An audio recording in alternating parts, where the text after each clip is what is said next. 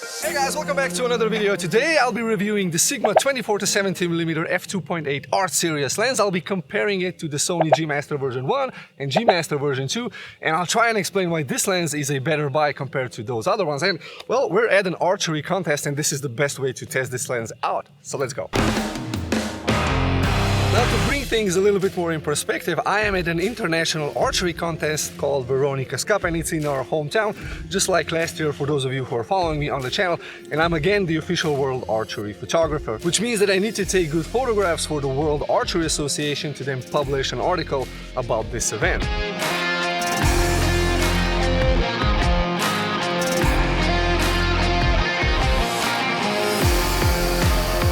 Before the archers actually start firing arrows and I'm gonna have to run away from this spot, I want to talk about the optics of the Sigma lens first, because that's probably one thing that you're mostly interested in. Well, compared to the G Master version 1, the Sigma is actually slightly better shooting wide open, and if you compare the center area to the edge area, it's going to be sharper at f2.8. So optically you will not be hindered if you compare this half-price $1,100 lens to the $2,200 Sony G Master. So this was the first hint that I was actually going to go for the Sigma lens when I was buying a standard zoom lens, and I had in one hand the Sigma and in the other hand the Sony G Master 24-70. Now, I do have to rely on other reviewers and lens charts, and especially Gerald Dunn, who has actually compared optically the G Master version 1 to the Sigma. And I think Gerald is a viable source, so I haven't actually tested the optical performance of the G Master, but looking at all of the charts and all of the comparisons, it's pretty much there. And you have to understand, we're talking about premium quality lenses, so there's not going to be a lot of difference, and they are both, so the Sony and the Sigma are both at the highest level. Now, the next thing I want to talk about is the auto performance of the Sigma 24-70 compared to the G Master.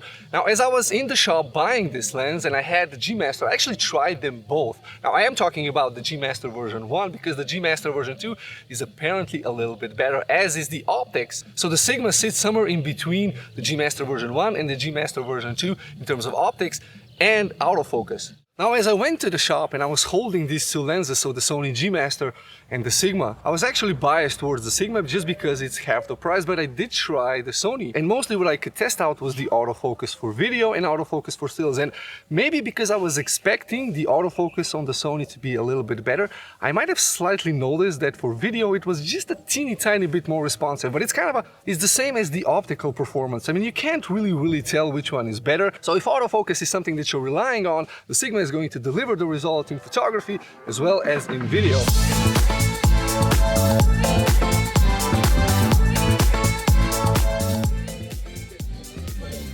Yeah, that's not fair.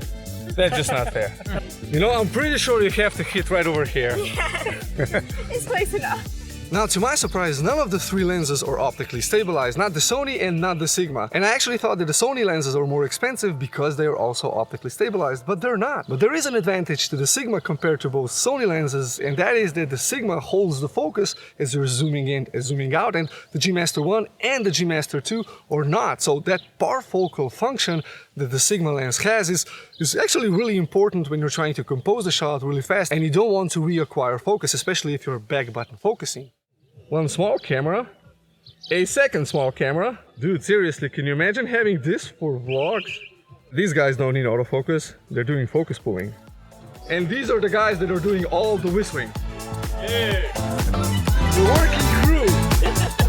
Now, before this tent gets really crowded, I want to talk about the build quality and the buttons on the Sigma. Compared to the Sony G Master, you actually have more buttons. You have the AF, MF, so autofocus, manual focus switch, which if you're a Sony user, you know how grateful you will be if you have this, especially if you're coming from a Panasonic system. You also have the autofocus hold, which can be a programmable button, and by default it just holds the focus once you have pressed the shutter. It doesn't reacquire focus, or it activates the eye tracking on a Sony Alpha 7 III. And you have the zoom lock button, which locks the zoom and makes the lens not creep if you're carrying it around, so it will stay at 24mm.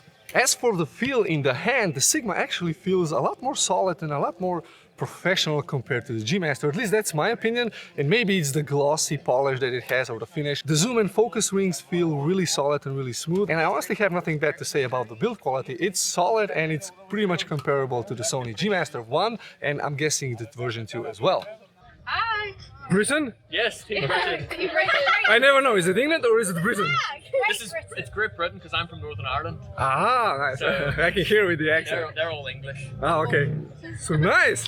But I do have one gripe with the Sigma build quality, and that's the lens hood. Although it's built from two materials, so it's going to be plastic and rubber, and I know coming from an engineering world, and especially plastic engineering world, that combining rubber and plastic in one part is actually quite difficult and expensive, but the actual functionality of that is kind of weird because that rubber feel on the lens hood, as it gives friction, it also basically pulls the lens or the zoom out every time you try to take it out of the backpack, because it's just so much friction on it, and it quickly gets dirty, and it kind of feels that the lens is then older because it's all mushy and white. So I mean, you can clean it up, but it's just, I don't really understand the functionality of that rubber. It does have a lock, so you actually need to press a button to take it off so it will not fall off by itself, and that is really cool. Oh yeah, you have to do that.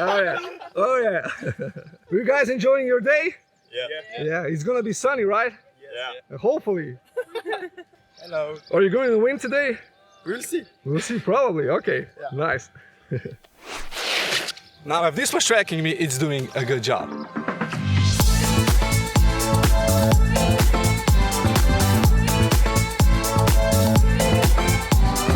When it comes to weight and size, the Sigma is actually a little bit lighter than the Sony G Master version 1, and it is a little bit heavier than the Sony G Master version 2. The G Master version 2 is also a little bit smaller, making it apparently the smallest 24-70 f2.8 lens. But as with all of these kind of lens features, the Sigma sits right in between the G Master 1 and the G Master 2. Now, even though archery is a very static sport, all the action happens in a split second, so I'm really going to rely on the autofocus of the Sony camera and the Sigma to keep up with face tracking and eye tracking, because if you miss the shot, if you miss the reaction, well, those are the only kind of interesting photographs that you can capture, because all other photographs are going to be just basically static poses. So there's actually nothing bad to say about the Sigma 24-70mm f2.8 art series lens, especially if you compare it to a much more expensive Sony G Master. Now, unless you want to flash that G Master logo around, you're actually wasting money, because this is a very decent buy, and I think you'll be able to capture the moments better than these guys will with this equipment. So thanks for watching. I hope you've enjoyed this video. Please consider subscribing, hit that like button,